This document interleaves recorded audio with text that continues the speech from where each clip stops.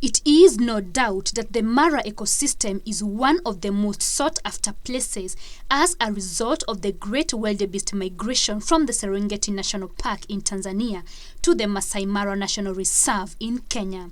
And that's not all. There are also numerous opportunities, especially in the tourism and hotel industry, as hundreds of people travel to the Masai-Mara National Reserve to catch a glimpse of the various wild animals that call this place home.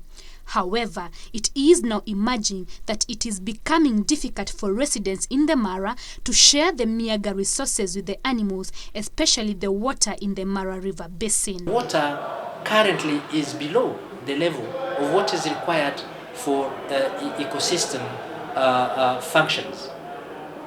And this call for actions by riparian of the ecosystem to kind of regulate the use of water and reduce the encroachment on water resources, because it can have a big impact on the Mara.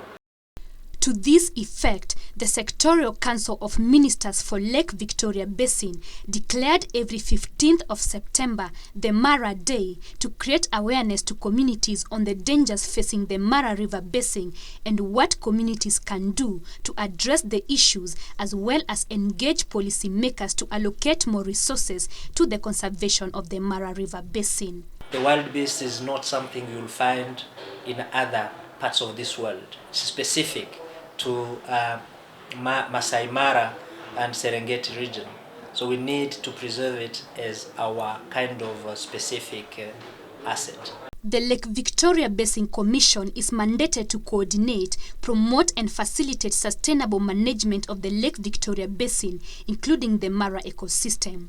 Executive Secretary of the Commission, Dr. Canisius Kanangire, says sustaining this ecosystem will not only benefit the animals, but will also ensure tourism activities in the region are not affected. Tourists will be also part of it. They have a role to play in preserving this resource.